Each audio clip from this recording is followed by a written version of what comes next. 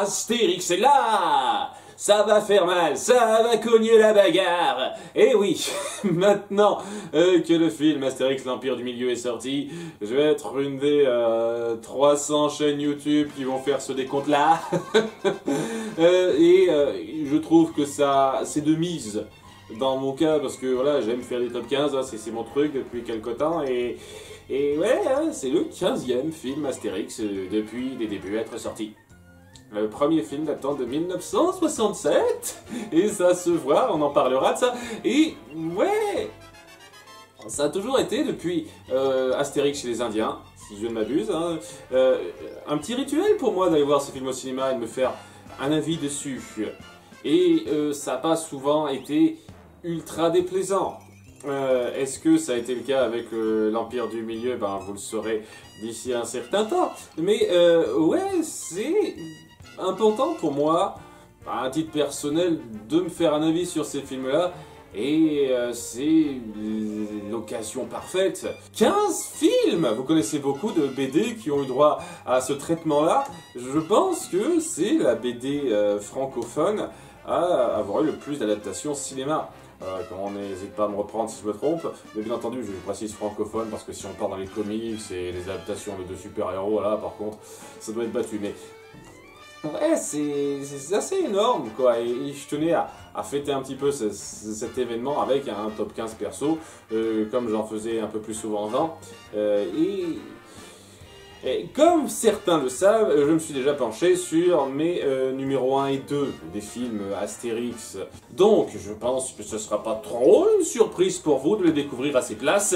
Ce qui fait que, exceptionnellement, je vais un petit peu inverser l'ordre. On va pas aller du pire au meilleur, on va aller du meilleur au pire pour vous garder un petit peu la surprise. Pour ceux qui ne sauraient pas, et terminer sur le plus croustillant pour certains.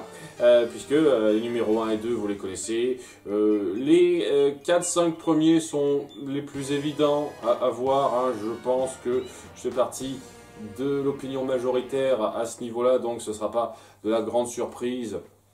De la grande révélation. Et oui, j'ai oublié d'en parler, je suis en peignoir parce que j'ai envie, voilà. Je suis fatigué, j'ai pas envie de me changer, j'ai une journée un peu chargée, merde, voilà, je sais qu'il y en a certains à qui ça fera plaisir, donc je le précise rapidement. Bref, on va se lancer sans plus tarder, en avant pour le top 15 des films Astérix.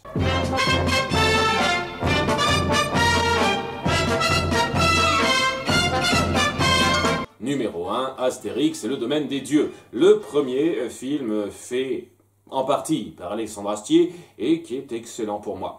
D'une part parce qu'il adapte une de mes BD préférées, un de mes tomes préférés de Astérix.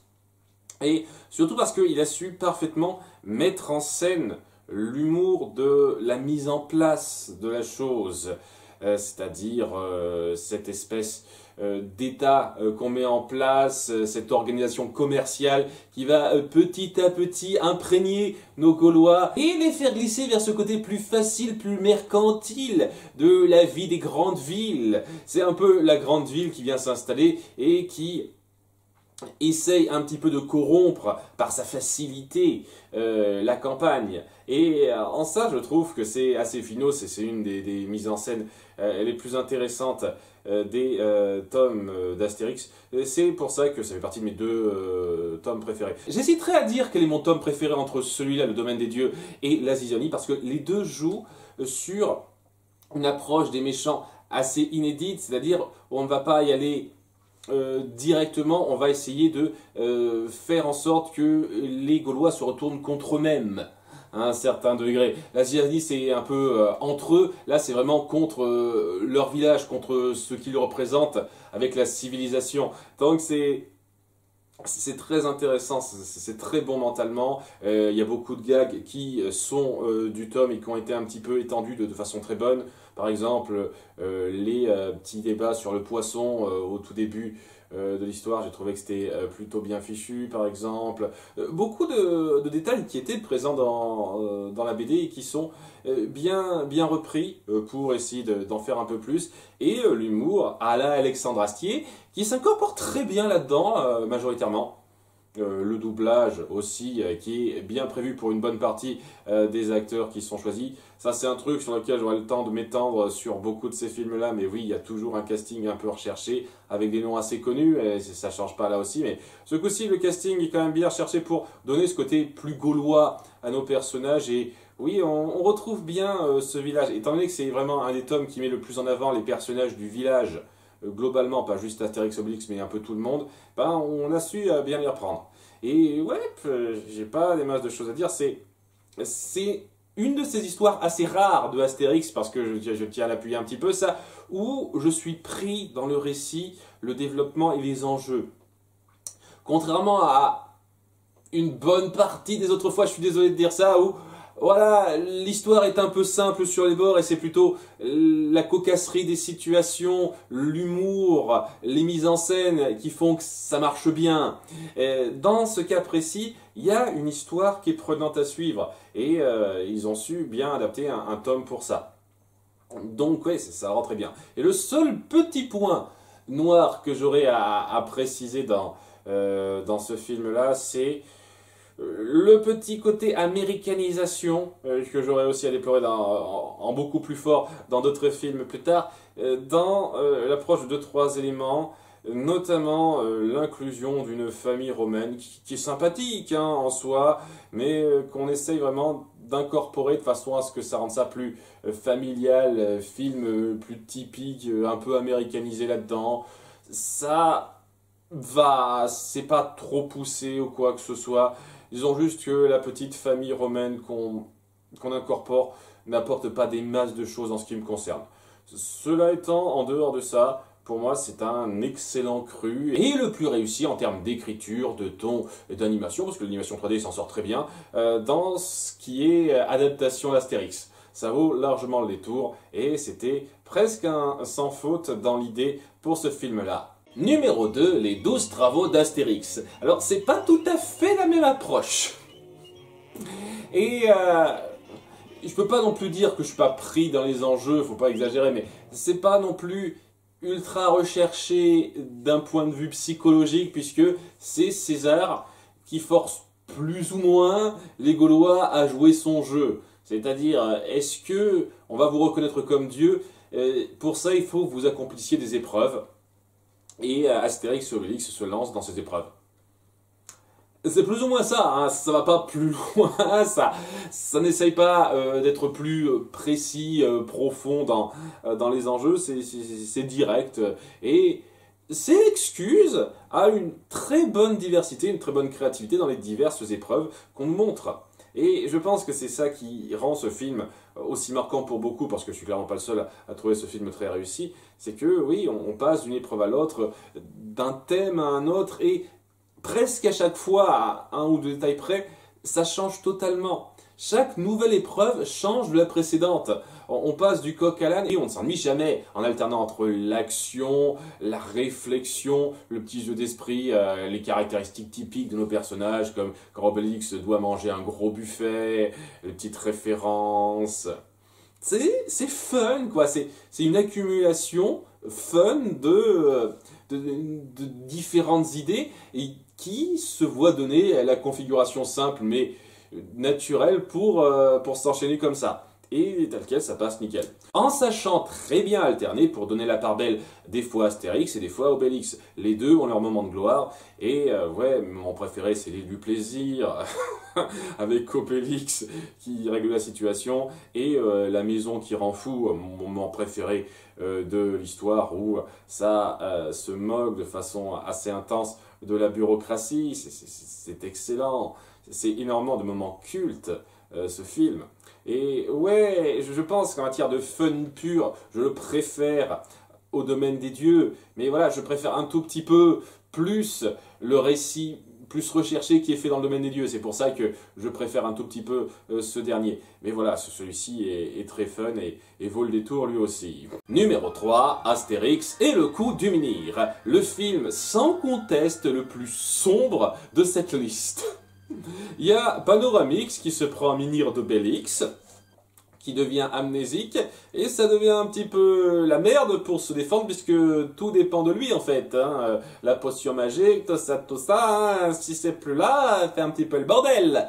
Et au lieu de traiter ça uniquement comme une blague, parce que bon, on joue un peu sur le côté gag, ouais, il est complètement en zinzin, panoramique, tout ça, au moins on essaye de jouer sur la peur que ça provoque et le côté expérimentation dangereuse de ce nouveau panoramix complètement zinzin qui fait un petit peu froid dans le dos par moment. Alors bien entendu, c'est joué en majorité pour le rire, évidemment, mais il y a beaucoup de moments qui vous prennent aux tripes à ce niveau-là, notamment autour du personnage du faux devin que j'adore. Pour moi, c'est un excellent antagoniste qui essaye un petit peu de bien se faire voir en disant des prédictions un peu générales au début, et il a de la chance, il tombe juste à 2-3 reprises, et on croit que c'est un vrai devin, et il y a d'un côté la crédulité de la plupart des Gaulois, parce que ils ont cette peur que le ciel leur tombe sur la tête, on joue un petit peu dessus, et c'est assez notable ça, dans cette configuration où ils ont beaucoup à perdre. Alors, c'est pas le plus drôle, c'est pas le plus fun, mais je trouve qu'en termes d'ambiance, c'est le plus réussi. Il y a beaucoup de moments où il y a des frissons qui se ressentent par rapport à cette situation et la peur de nos personnages. Et je trouve ça excellent. J'ai pas des masses de choses à développer là-dessus en soi. C'est vraiment un film à ambiance qui rend très bien. Des moments humoristiques qui passent très bien aussi, hein, évidemment. C'est pas juste vous attendez pas à ce que ce soit ultra sérieux, etc. Et le seul point noir pour moi qui est assez important et qui fait que malheureusement il est assez nettement en dessous des deux premiers, parce qu'il aurait été à leur niveau pour moi, c'est la fin, la considération de la culpabilité d'Obélix et comment ça se règle en fait, cette partie-là. Parce que j'ai trouvé ça assez grossier et frustrant en fait. Je ne vais pas vous dire ce qui se passe à la fin sur comment Panoramix finit par guérir et ce que fait Obélix à ce moment-là, mais ce passage-là est vraiment, vraiment douteux pour moi dans ce que ça veut faire passer. Et c'est franchement dommage parce que je pense qu'en réglant mieux la chose, en faisant en sorte de traiter ça un petit peu moins à la blague, tout simplement, ça aurait été vraiment une conclusion assez forte à faire avec tout ce qui s'est fait. Mais malheureusement, il y a ce petit détail-là qui fait que ça baisse un tout petit peu. Ça reste un film très réussi, très majoritairement, mais voilà, c'est juste histoire de pointer, ce qui fait que ce n'est pas parfait. Numéro 4, Astérix chez les Bretons. Je pense que c'est le film que je me suis le plus vu parce que c'est le seul qu'on avait en VHS et je me le suis passé régulièrement pendant une période. Et donc, ouais, je connais presque par cœur une bonne partie des scènes parce que ouais, je l'ai vu en boucle à un certain moment. Et donc, ouais, c'est notre duo qui doit se rendre en Bretagne, et chez les Bretons, donc les futurs Anglais, pour les aider à lutter contre les Romains. Et l'essentiel du voyage consiste à leur amener un tonneau de potions magiques pour qu'ils puissent se défendre. Un truc qu'un film récent aurait dû penser à faire aussi un petit peu, mais bon, c'est un détail. Et au bout du compte, on va vraiment avoir l'équivalent d'un simi-road trip avec nos deux héros et Joli Thorax, hein, le breton qui les accompagne, pour s'en tirer avec pas mal de complications, et les Romains qui essayent un petit peu de les avoir en la jouant fine, en essayant d'intercepter ce qu'ils font, etc. avec des confrontations plus ou moins légères, une blague sur l'alcool que j'ai trouvé très bonne à un moment donné, beaucoup de passages très fun. Et ouais, peut-être que je suis un peu biaisé par le fait que j'ai vu des tas de fois, mais j'ai beaucoup aimé le petit road trip qu'on a créé, la façon dont les choses se règlent à la fin, dont on amène un petit détail qui jouera son importance assez cruciale sur la fin, était, je trouve, plutôt finement pensé, et ça a amené une résolution très sympathique dans le combat. Il y a beaucoup de trucs que j'ai beaucoup aimé là-dedans. Voilà, les différents échanges, notamment avec pas mal de Bretons, donc English typique, qui étaient bien rendus. C'était fun. Ça manquait, je pense, de peps par rapport à d'autres. Il n'y a pas de grands moments ultra forts d'action ou de tension ultra notable dans le récit, parce que c'est assez simple quand on s'y penche, mais pour un récit simple qui veut juste montrer nos deux héros voyager dans une contrée un peu inconnue pour eux, vous avez fait quelque chose de vraiment prenant et de très marrant. Numéro 5, Astérix et Obélix, Mission Cléopâtre. Et ben voilà, on va commencer à mettre à live action dans cette liste, quand même. Donc ouais, le fameux volet d'Alain Chabat que tout le monde considère génial, une des plus grandes comédies françaises pour certains. J'irai pas tout à fait jusque-là, mais je reconnais que c'est un film très drôle. Le souci que j'ai, si je peux appeler ça un souci, c'est que je trouve pas que l'humour à la Linule d'Alain Chabat et l'humour d'Astérix typique de la BD se marient aussi parfaitement que ça. Et il y a des moments où je trouve que les deux s'enchaînent avec un ton un peu forcé. C'est le petit truc que j'aurais à dire là-dessus. Néanmoins, je peux pas nier une seule seconde que l'humour à la Lénule et l'humour à la Astérix aussi rentrent très bien à de nombreux moments. Il y a beaucoup de passages qui sont cultes pour beaucoup et je vois très bien d'où ça vient, quoi. Le monologue d'Édouard Baird, toujours un délice à entendre, quoi, la réaction des personnages par rapport à ça. Le passage avec le Sphinx que j'ai trouvé très intéressant, la façon dont on le reconstruit, ce truc, parce que le passage où Obélix casse le nez du Sphinx, c'est typique. À l'époque de la sortie de la BD, c'était peut-être un petit peu moins typique ce gag-là, mais on a essayé d'aller plus loin dans l'idée et donc ça a rendu ça un peu plus frais. Il y a pas mal de moments d'acteurs qui passent nickel, où les acteurs font un peu leur truc, mais bien dirigés, ce qui fait que ça rend excellemment. Par exemple, je comprends très bien les critiques sur le premier film, sur le fait que Christian Clavier fait un peu du Christian Clavier et n'essaye pas de rentrer trop dans le personnage, et que là, on prend la peine de mieux le diriger pour qu'il fasse un Astérix convaincant. Je comprends très bien le truc. Je reviendrai un petit peu sur cette critique-là lorsqu'on parlera du premier film. Mais voilà quoi, il est bien dirigé pour bien faire passer son personnage. Et tous les acteurs rendent ça très bien. Parce que oui, les gens qui viennent se plaindre qu'il y a du talent, des guests, d'acteurs de renom à chaque fois qu'on sort un film Astérix, ça date pas d'hier. Même le premier film Astérix live action faisait ça. C'est presque un élément obligatoire d'identité dans ces films. Mais pour ce film-là en particulier, j'aurais envie de dire que ça peut se défendre aussi pour d'autres, mais pour ce film-là en particulier, les différents acteurs vedettes qu'on met en avant savent très bien jouer le rôle qu'on leur attribue et donnent l'impression de passer très très naturellement. Au bout du compte, les gags passent si bien parce que les acteurs sont à fond dedans et ils savent être dans le personnage qu'on leur demande en amenant leur personnalité. Et le seul qui a peut-être un petit peu vieilli après coup, après toutes ces années, c'est peut-être Jamel. À l'époque de la sortie du film, Jamel, j'étais pas lassé du gars, maintenant je suis un peu lassé du gars et de son gimmick, donc le fait est que je pense que si je me revois le film maintenant, il risque moins de me faire rire, Jamel, mais à l'époque, j'étais pas lassé du gars. Et je tiens à le préciser parce que ça va revenir dans un autre film que je verrai plus loin. Donc oui, en termes d'écriture comique, c'est plus que très efficace. Le seul bémol, c'est que voilà, ça fait partie de ces tomes d'Astérix qui ont un scénario basique. Un scénario basique où il n'y a pas vraiment de grands rebondissements notables ou des enjeux qui vous accrochent énormément.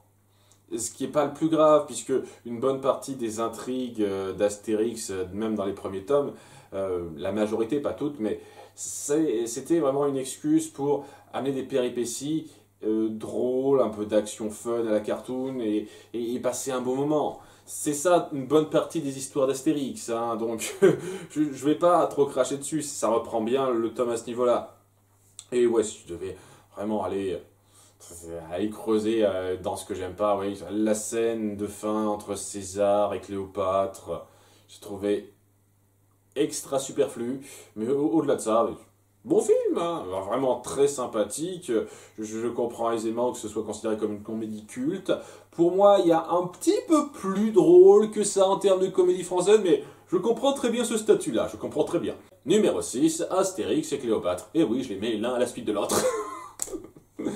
Ouais, on va un peu parler de ça, c'est que pour moi, il y a vraiment des moments assez pivots de changement de qualité quand je regroupe un peu ces films, et on y est quoi. Il y a une différence de qualité assez notable entre Astérix Mission Cléopâtre et Astérix et Cléopâtre, le vieux film animé, mais il n'y a aucun des autres films qui se situe dans l'intervalle de qualité entre les deux. Et oui, on va avoir un peu pareil par la suite, il va y avoir un niveau de qualité relativement stagnant qui va baisser vraiment petitement et avoir un petit bond après quoi.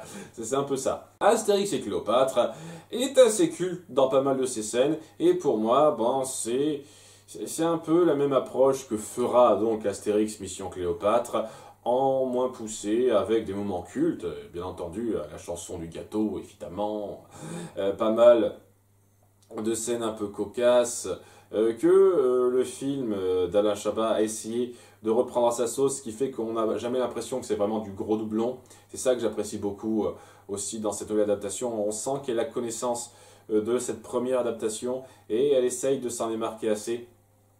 Et ouais, la première version est cool. Il y a le petit problème de l'animation. Qui va encore, ça peut aller pour l'époque, surtout quand on compare au film juste avant, c'est le second film animé, le second film Astérix c'est jamais fait, et ça se ressent un petit peu, le premier ça se ressentira encore plus, mais on en parlera plus tard.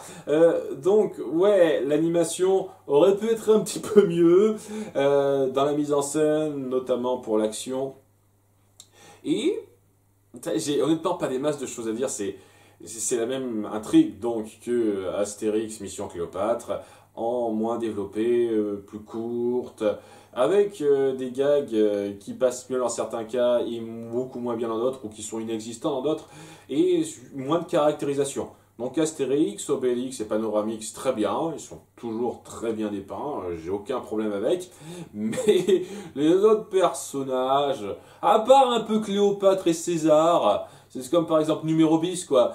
Autant je pourrais avoir quelques petits problèmes avec le jeu de Jamel maintenant, mais voilà, il donnait de la personnalité à Numéro bis, Jamel. Dans cette version-là, Numéro bis, il existe. Voilà. Ça n'aide pas pour les enjeux, vu que c'est un petit peu sa vie qui est en jeu, justement, mais c'est le genre de choses qui fait qu'on est un peu plus pris dans un film que dans un autre, quoi. On caractérise davantage les personnages. Et je pense que c'est la différence notable. Il y a plus de caractérisation au-delà des blagues dans le film de la Chabat que dans ce film. Ce qui fait que, ouais, ça a beau être drôle, il y a des moments qui sont cultes encore aujourd'hui, hein. Je garde pas un souvenir très profond des personnages. Mais c'est pas grave, hein, si ça raconte quelque chose de fun, avec des gags bien utilisés, bien rythmés dans la globalité du truc, c'est déjà une bonne petite victoire. Numéro 7, Panoramix, le secret de la potion magique. Ça n'aurait jamais dû s'appeler Astérix. Astérix n'est pas le héros de cette histoire. Limite, il ne serait pas là, ce serait pareil. À peu de choses près. Ce qui fait que, ouais, c'est pas gravissime de centrer une histoire sur Panoramix en soi. Ce qui est un peu plus gravissime, c'est que je trouve sincèrement qu'on fait du film très américain bateau. J'ai parlé un petit peu de l'américanisation légère qu'il y avait dans le premier film d'Alexandre Astier. Là, elle est plus que légère. C'est pas juste un élément comme ça qu'on rajoute à côté ou quoi que ce soit. C'est tout ce qui est thème musical. Il y a pas mal de musiques d'accompagnement qui sont très américaines. Et je dis pas les musiques comme ça, mais vraiment les chansons, tout ça. Les références, la référence de fin à Transformers. J'ai trouvé ça ultra grossier, la référence à Transformers. Mais surtout, globalement, le message autour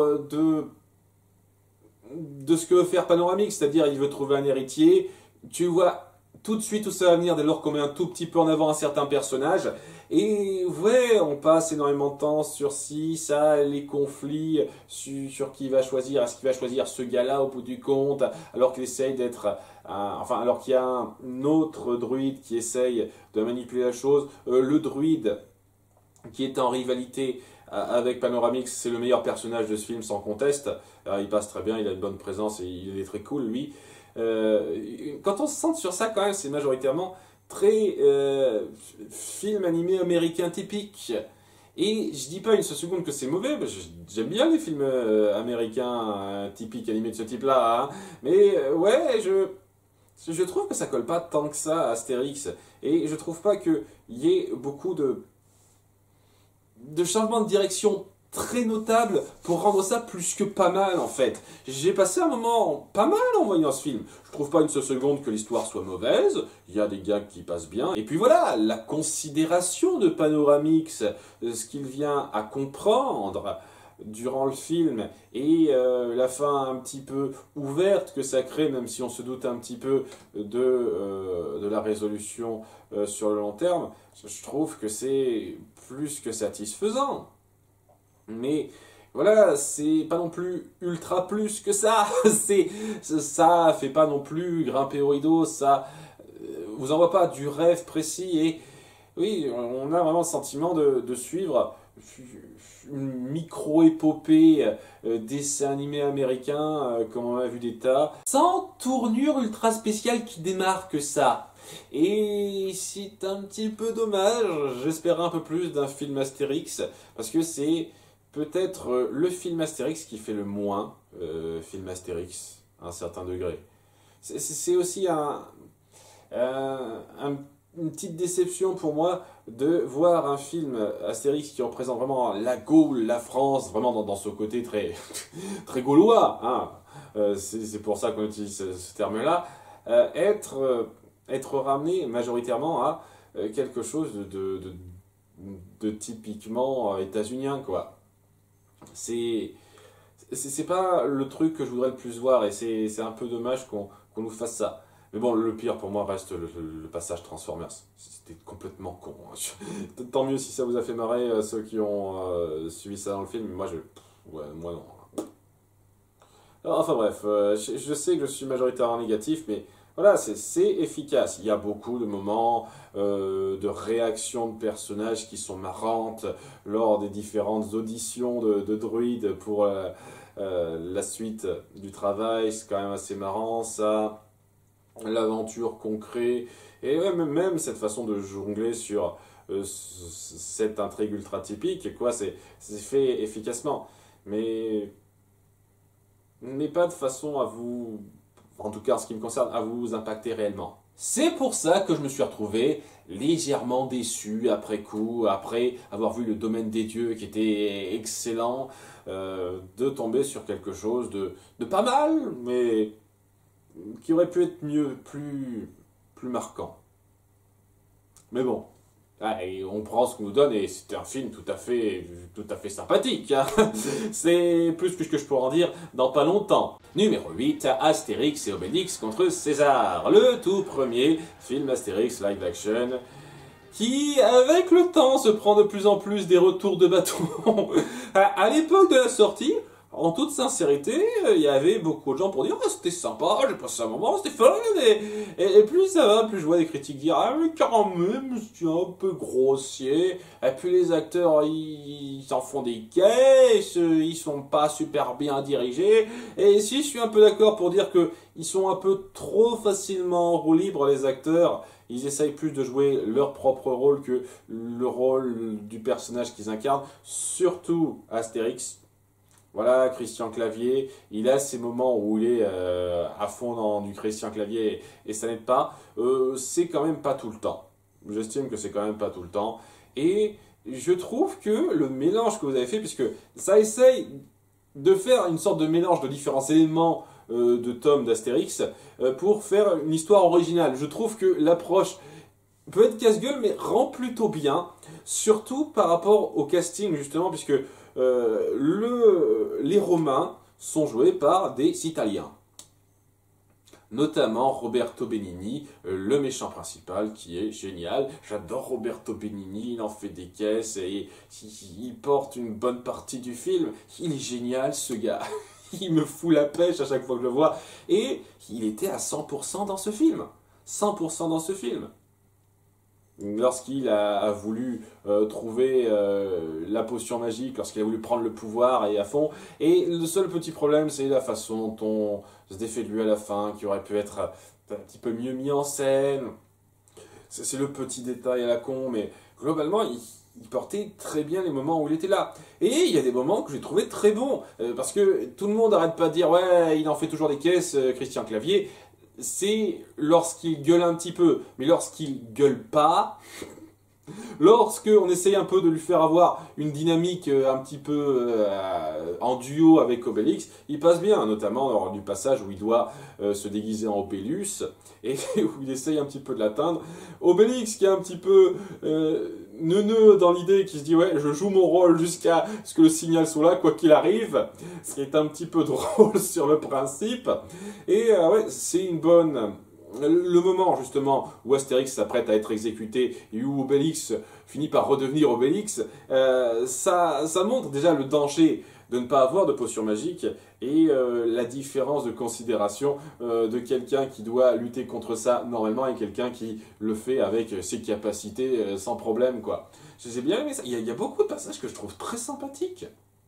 Vraiment là-dedans. Et oui, la révélation sur comment on se débarrasse un peu de tout le monde à la fin, même s'il aurait pu être mieux mis en scène, j'ai trouvé bien cool. Il y a des trucs à redire, c'est sûr. Je pense que le plus gros truc à redire, c'est la gestion de Falbala. Ah oui, la gestion de Falbala sur la fin, ceux qui savent ce qui se passe, c'est un petit peu... limite quand même, hein.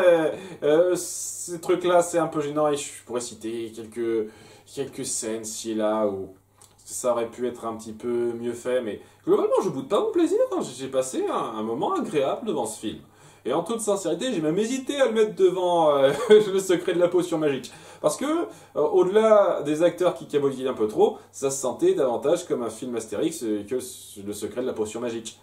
Mais voilà, il y avait plus de choses à redire, plus de grossièreté que dans Le secret de la potion magique. Donc, mais il me plaît bien ce film, hein. Je suis prêt à le défendre. Il est vraiment sympathique. Numéro 9, Astérix et la surprise de César. Un film qui essaye de relier deux tomes entre eux, deux histoires entre elles. Astérix légionnaire et donc Astérix et la surprise de César, peut-être que c'est autre chose. Enfin bref, c'est un peu inégal. J'aime beaucoup une bonne partie de ce film, mais il y a quelques moments de battement où on sent que ça se perd un peu. Notamment sur la fin avec... comment il s'appelle ce con-là, l'amoureux de Falbala, le fait que Obélix va aller le chercher et qu'il se sente malheureux, mais il fait ce qui est juste, tout ça. Et c'est mignon, c'est un truc qu'un certain film aurait dû retenir un petit peu, on en reparlera. C'est un peu grossier sur la fin, lorsqu'il règle tout rapidement. Et oui, ce gars, il est tellement plat et sans intérêt, il a aucune personnalité. Ça n'aide pas des masses, là aussi. Comme je dis, il y a des moments de battement. Il y a pas mal de passages, on sent qu'ils les ont rajoutés histoire de rajouter du suspense, comme ça. Comme quand Idéfix doit retrouver la bouteille de potion magique dans les caniveaux. Alors, il y a de la bonne mise en scène, hein, vraiment, en termes de rendu visuel, de musique, tout ça c'est énorme. C'est quand même, je trouve, plutôt fun à suivre. Et j'aime bien pas mal de moments déjà d'action et de suspense concret, et aussi d'humour, notamment dans la partie légionnaire évidemment, où il s'engage, où on n'est pas content de la soupe et qu'on doit faire des repas plus recherchés que ça. C'était très marrant ce truc-là. Voilà, ce côté légion étrangère où il y a ces différentes nationalités qui clashent et qui forment un tout. C'était très marrant ça. En fait, j'ai envie de dire, les deux premiers tiers sont vraiment sympathiques à quelques rares exceptions près, et la fin va trop vite un peu pour les leaks. Ce qui fait que c'est un peu dommage, Ça aurait pu être plus fort que ça en étant mieux géré. Mais tel quel, j'ai passé un bon moment aussi, hein. Ça reste un de ces films pas mal qui vaut le coup. Même si je pense que ça aurait grandement gagné à avoir été plus développé sur la fin, c'est sûr. Numéro 10, Astérix et les Vikings, qui reprend le scénario de la BD Astérix et les Normands. Mais on en fait des Vikings. Parce que il faut qu'on voit du pays. Bon, c'est le truc. un tout petit peu gênant. Bon, là, je vous préviens tout de suite, on a refait un petit bond de qualité. On passe de pas mal à ça passe, c'est tout juste correct, quoi. C'est ce genre de truc, quoi. Ça passe correct. Et ouais, c'est le premier du lot où, en toute sincérité, le scénario m'a pas marqué énormément. Et ça essaye de reprendre donc le tome Astérix et les Normands, ce qui n'est pas le meilleur tome qui soit, déjà. Je veux dire, voilà, les Normands, ils cherchent à trouver le principe d'avoir peur parce qu'ils n'ont jamais connu ça, ils se disent que ça fait voler, parce qu'ils sont cons. Et déjà, la blague en elle-même, c'est décliné sur tout un tome, ça devient un petit peu lourd à la longue. Sur un film, c'est pareil, c'est pareil. Donc on essaye de gérer ça tout à fait de la même façon, même si on fait un peu plus voyager ça, puisque c'est des Vikings et plus des Normands. Et on essaye de donner, je sais plus d'auto, comment il s'appelle, au Gaulois, joué par Laurent Dutch. Donc il marque un petit peu, qui était donc assez central dans le tome Astérix les Normands, un peu plus d'importance en lui donnant une love interest, une relation amoureuse avec une fille, histoire de dire. C'est mignonnet, c'est un de ces cas où ça s'américanise un tout petit peu en fait. Voilà, on essaye de faire ce côté histoire d'amour ultra fleur bleue qui n'importe rien, mais on sait que ça peut plaire ça. Ça tirera un petit peu la famille. C'est un peu le truc qui vient. Et pour ce que ça vaut, c'était tout à fait acceptable. C'était mignonnet. Et au bout du compte, c'est ça que ça va. Ça m'a jamais fait rire aux éclats, mais j'ai jamais trouvé ça affreux ou quoi que ce soit. C'est correctement, voilà. J'ai rien de spécial à dire sur ce film. En fait, j'ai du mal à me souvenir de beaucoup de trucs, tellement ça m'a peu marqué dans l'écriture et le déroulé. Parce qu'il ne se passe pas des masses de choses, et ce qu'on rajoute, c'est peut-être ça qui marque le plus, quoi. L'histoire d'amour entre, je ne sais plus comment il s'appelle, et la fille, quoi. Au-delà de ça, ça va, hein, ça n'a pas marqué, c'est pas resté dans les mémoires, et on comprend un petit peu pourquoi. Numéro 11, Astérix et Obélix, l'Empire du Milieu. Le voilà! Vous l'attendiez tous, le nouveau sorti, vous avez sa place! Et il n'est pas dernier.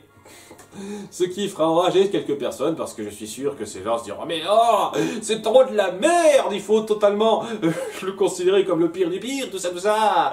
Et je trouve que non. Alors, prenez ça de la part de quelqu'un qui considère que Astérix 4 n'est pas un mauvais film. J'ai déjà fait un top 15 des films que tout le monde déteste sauf moi, et Astérix 4 au service de Sa Majesté en fait partie. Donc voilà, prenez ça avec ces pincettes-là, gardez en tête que j'ai des goûts qui font que j'aime acceptablement un film comme ça, et ça va peut-être avec. Mais ouais, j'ai passé un moment acceptable devant ce film. Alors, il va falloir décliner certains trucs. C'est un autre cas de scénario simplissime qui n'est que prétexte à amener des situations cocasses, et il faut juger surtout sur la mise en scène et l'humour. C'est clair et net, il n'y a pas des masses de développement qui vous toucheront particulièrement, vous attendez pas à des grandes surprises. Hein.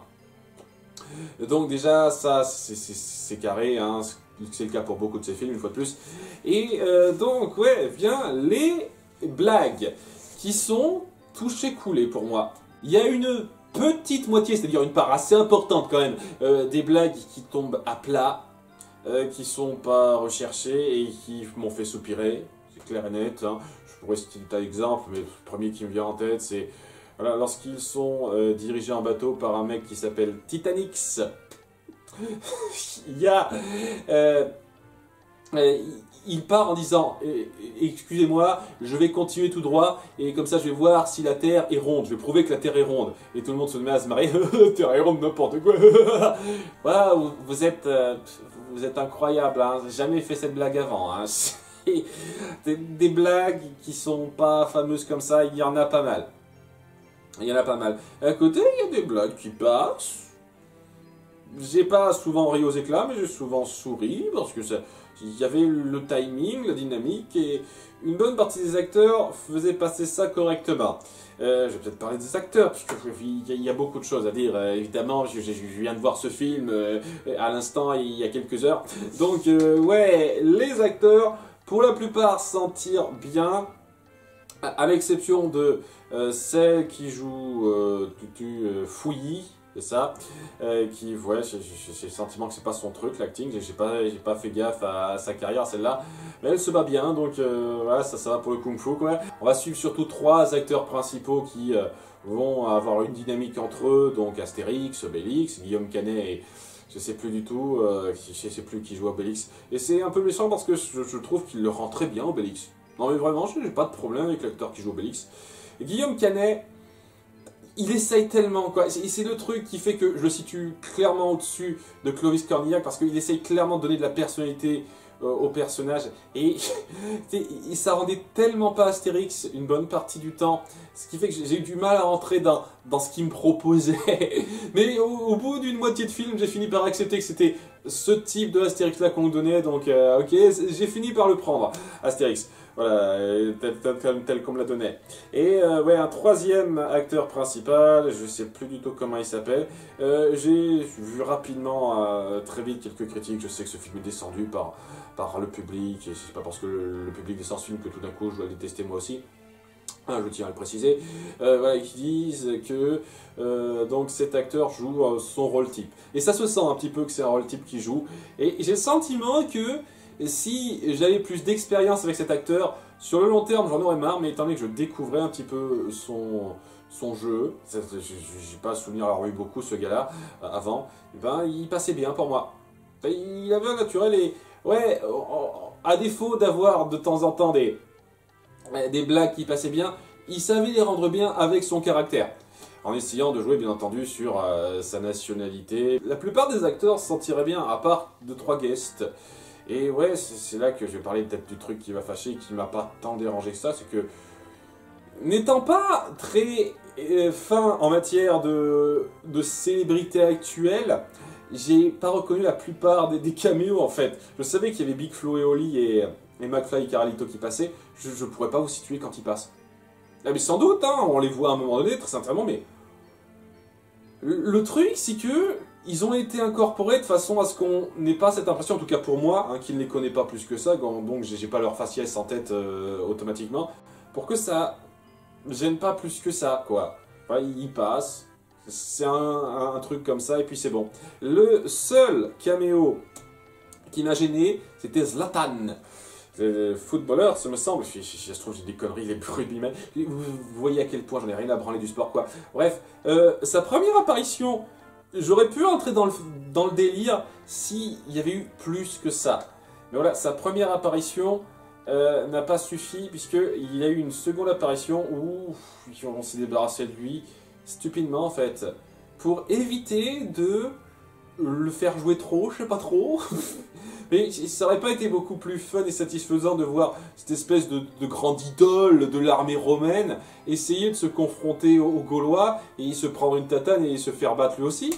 Ça aurait pas été plus marrant que ah, il essaye de courir et puis à la fin non, il participe pas.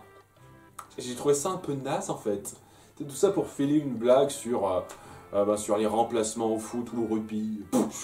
Je suis presque sûr que c'est du foot, hein. Je m'en fous royalement. J'en ai tellement rien à foutre. Alors ouais, ah mon dieu, j'ai pas de culture en sport, j'en m'en bats les couilles. À un niveau, quoi, je vous le dis clairement. Donc ouais, les guests m'ont pas gêné tant que ça en dehors de lui. Et globalement, j'ai pas des masses de choses à dire sur l'histoire, le développement, ça passait correctement sans plus.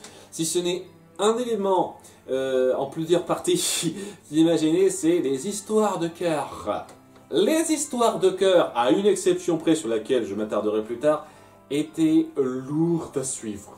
En particulier le délire entre Astérix et Grain de Maïs, donc le troisième acteur principal, qui se dispute pour savoir qui va sortir avec la princesse chinoise. alors qu'on sent clairement qu'elle n'est pas attirée par eux comme ça, et eux qui se comportent comme des gros beaufs en disant « Ouais, elle va forcément finir avec moi, en la voyant presque comme propriété. Et bon, le truc avec ça, c'est que évidemment, ça se terminera pas de façon très beauf non plus, quoi. Ils vont pas être exaucés à un certain degré, mais ça aurait été beaucoup plus cool de mettre ça en scène de façon moins grossière, tout simplement, où ils n'essayent pas de se pisser le plus loin pour savoir qui l'aura, sans une seule seconde la considérer réellement. À chaque fois qu'on se centre un peu sur eux, qui s'inquiètent d'elle, c'est surtout parce qu'il faut dire « Ah ouais, elle va être avec moi plus tard, quoi !»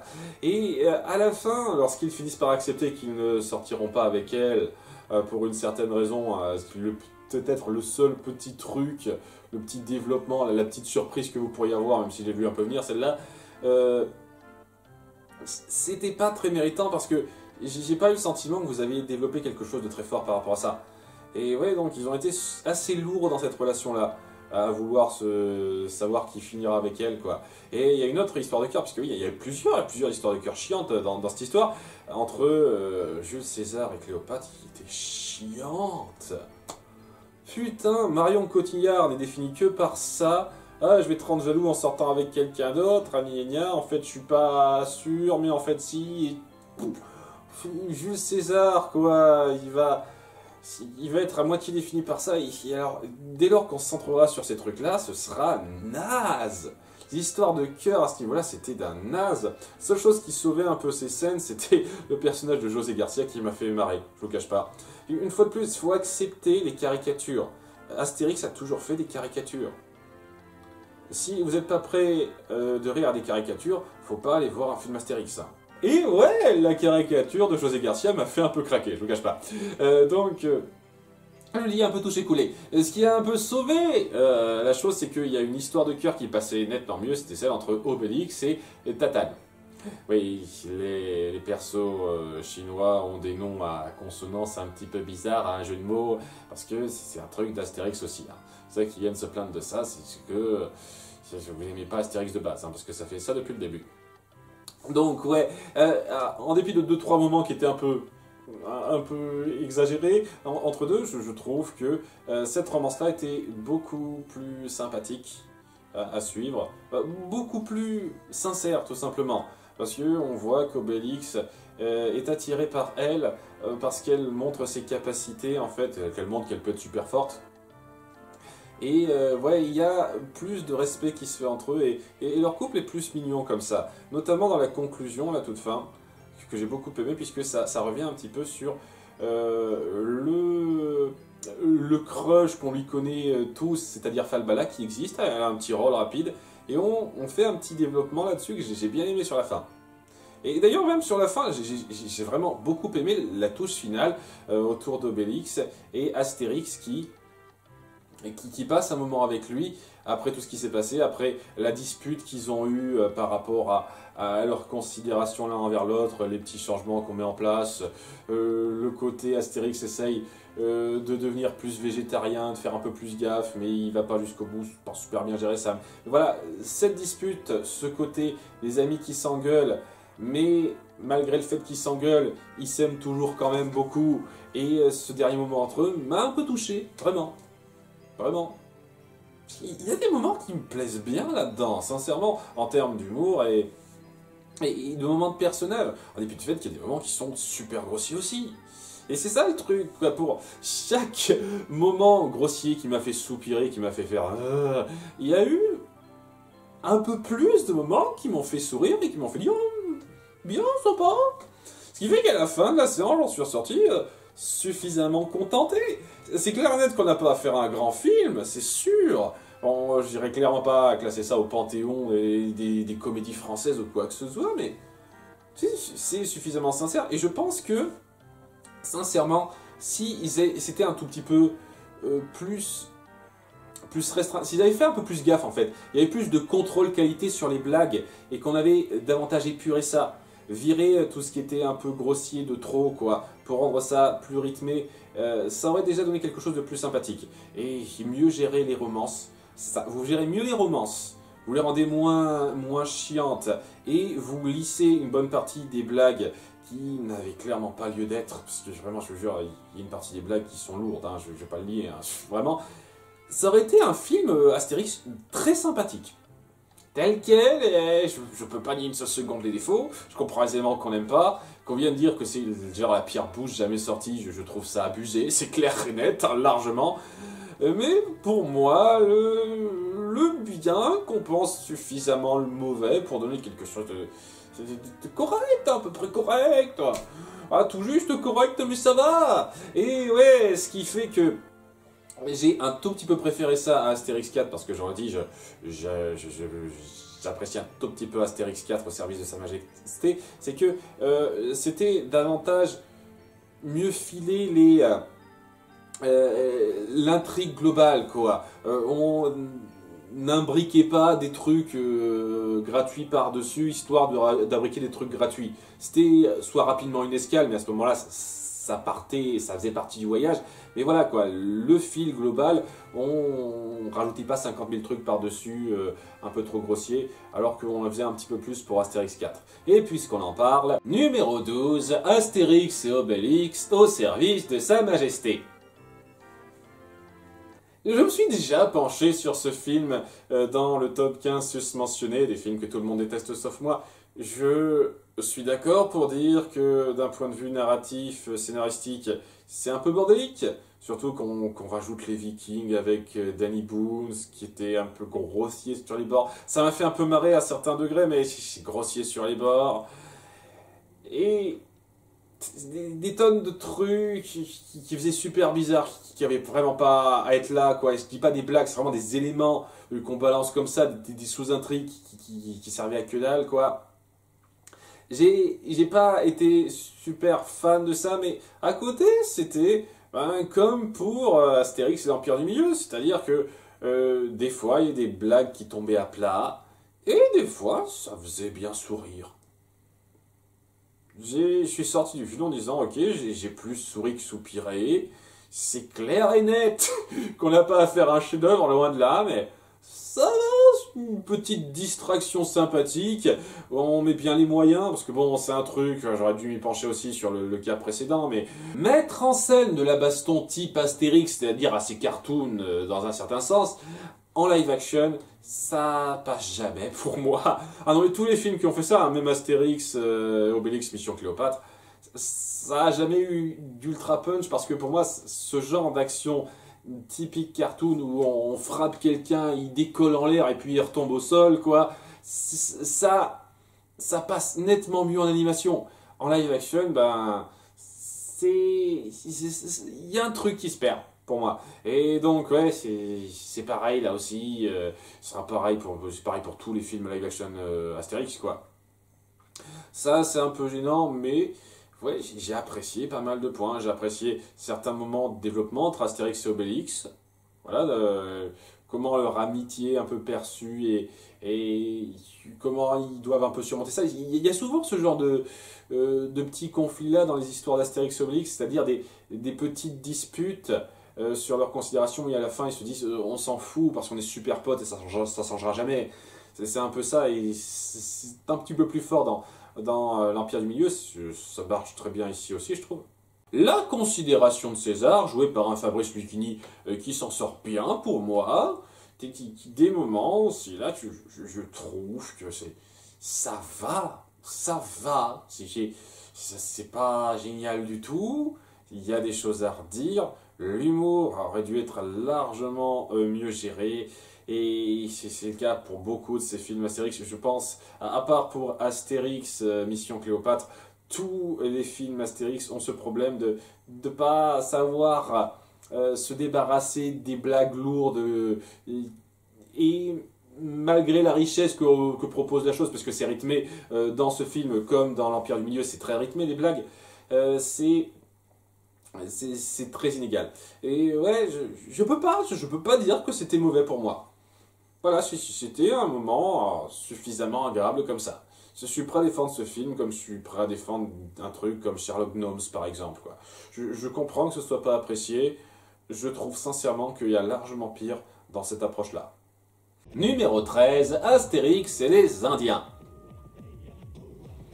Alors, je sais qu'il faut pas trop chercher loin dans un scénario Astérix, hein, j'en ai déjà parlé à plusieurs moments, mais ouais, c'est quand même super grossier, quoi.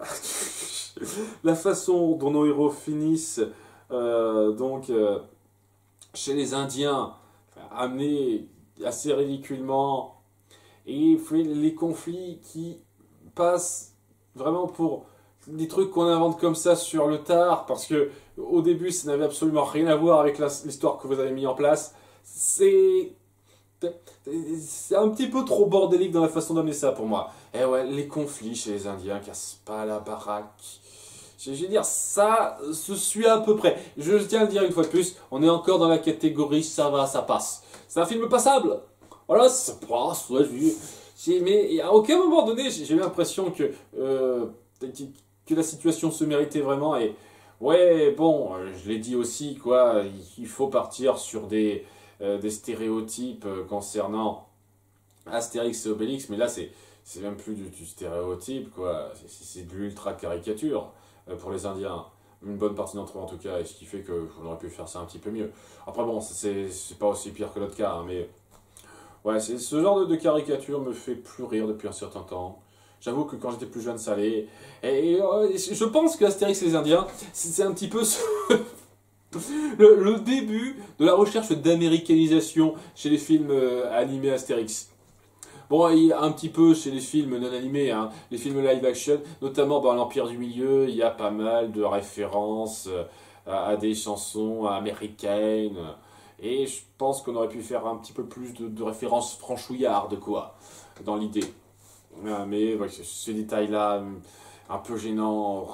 Bref, ça, il y a aussi le cas avec cette romance, la chanson de fin lorsque Obélix dit au revoir à la jeune indienne qui tombe amoureuse de lui, histoire de dire. J'aime bien cette chanson parce que c'est tellement une chanson Disney, ça, qui reste dans la tête. Je la connais presque par cœur, cette chanson. Mais je trouve que ça va tellement pas dans un Astérix, ça. Et à côté, oui, il y a le village, parce que oui, il se passe quelque chose avec le village qui est sans panoramique, c'est Astérix et Obélix, quoi, et c'est traité par-dessus la jambe, quoi.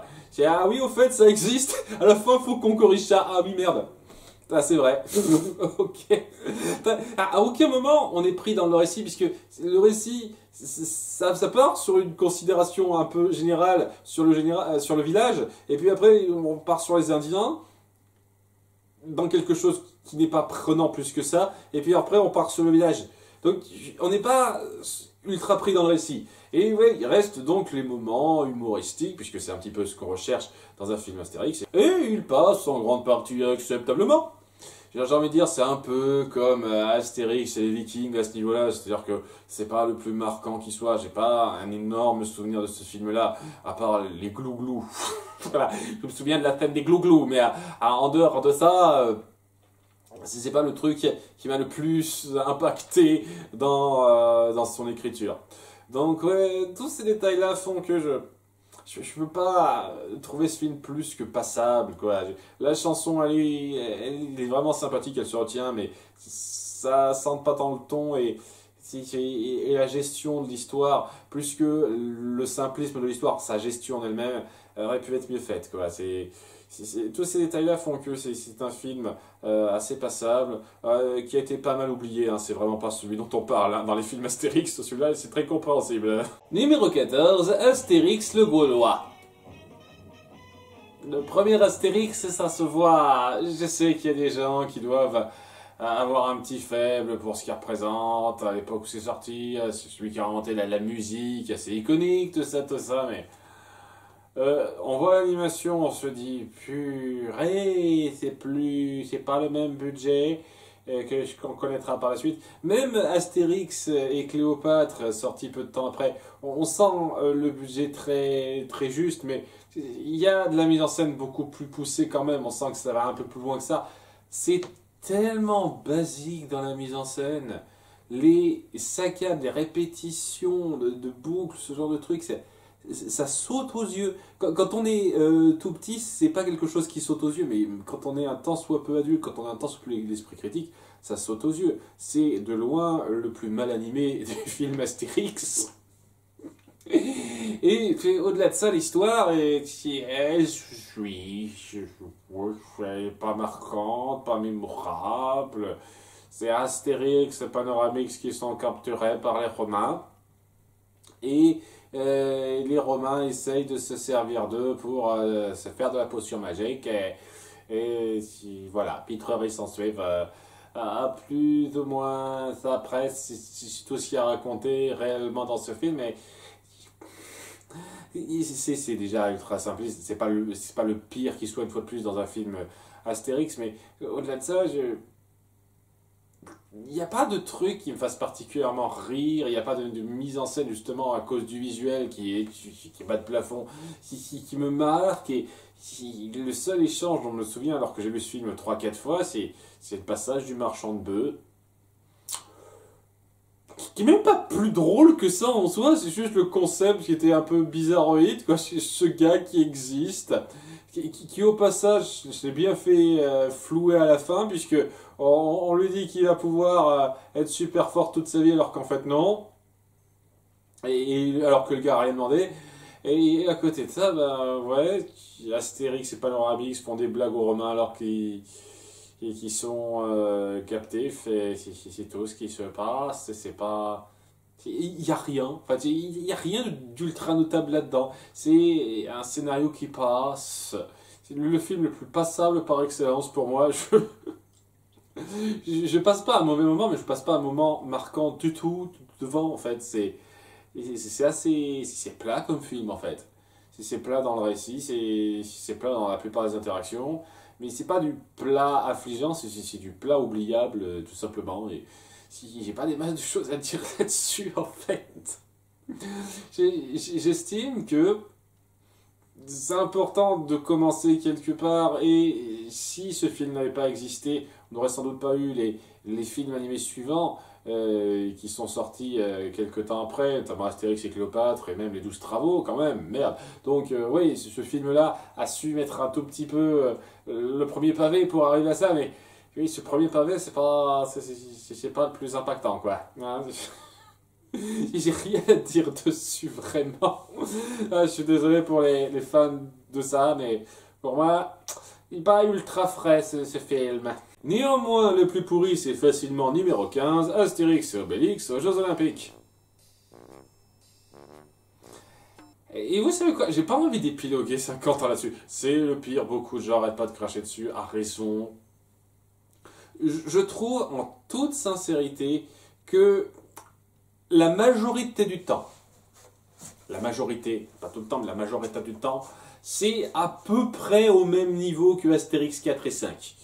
C'est-à-dire que on fourre un peu tout et n'importe quoi, il y a des gags qui tombent à plat, d'autres qui passent, et les gags qui passent sont un tout petit peu plus notables que les gags qui passent pas, et je pense que j'aurais pu être vaguement positif sur ce film, vaguement positif, s'il n'y avait pas la fin qui est pour moi la fin la plus insultante que j'ai jamais eue dans un film.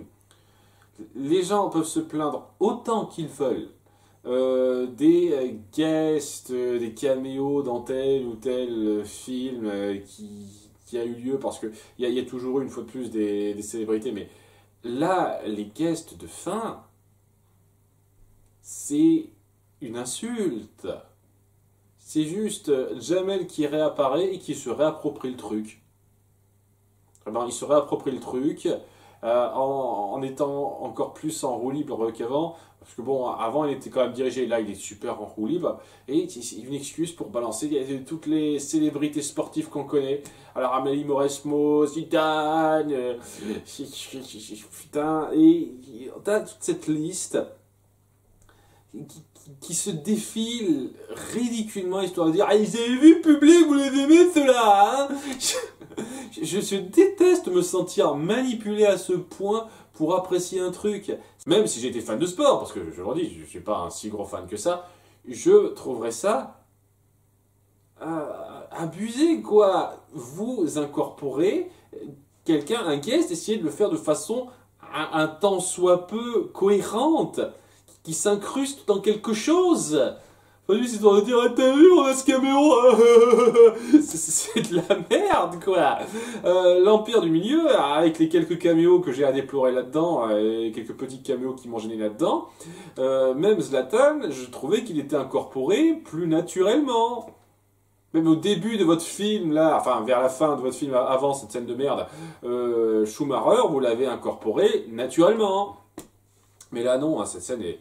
C'est ça qui a tué le film et qui l'a rendu insupportable. C'est le seul film de cette liste que je considère comme réellement mauvais. Les autres, je peux les voir sans passer un mauvais moment globalement. Celui-là, il me hérisse le poil à un niveau assez particulier. Et puis bon, il n'y a pas que ça. Bien entendu, je pourrais m'étendre sur le reste du film. Évidemment, je trouve que Stéphane Rousseau est là, histoire d'être là. Il joue rien, quoi, en fait, étant donné que son rôle est tellement plat. Astérix et Obélix font figure de présence et ils marquent pas du tout parce qu'on n'en fait rien. Beaucoup d'acteurs qui auraient pu donner un tout petit peu quelque chose, si on leur avait donné le matériel pour faire quelque chose, ne font rien. Et le seul qui se démarque vraiment là-dedans, c'est Benoît Poelvoorde. Qui affiche son caractère, son personnage, tout simplement parce que c'est plus lui qui est au centre de quoi que de tout, quoi. C'est Brutus le film, hein. C'est pas tellement Astérix et Obélix aux Jeux Olympiques, c'est Brutus aux Jeux Olympiques, hein. À peu de choses près. Et il est fun, Benoît Poelvoorde. C'est lui qui aide à sauver une bonne partie des blagues, mais...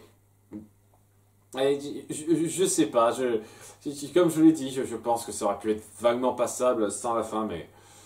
La fin, non. Ça casse totalement le truc. Et ouais, beaucoup de gens considèrent ce film comme vraiment mauvais. J'irais pas aller dire que c'est l'un des pires qui soit, mais c'est le plus insultant par sa conclusion, en ce qui me concerne. Donc voilà, vous avez mon top 15 personnel des films Astérix. Je suis sûr que ce ne sera pas le même ordre pour beaucoup d'entre vous, n'hésitez pas à le faire partager. Je tenais à le faire parce que j'estime que la plupart de ces films ont des choses à sauver, vraiment, et sont pas des boosts finis. Ce qui fait que, vraiment, je peux trouver du positif à dire sur la plupart.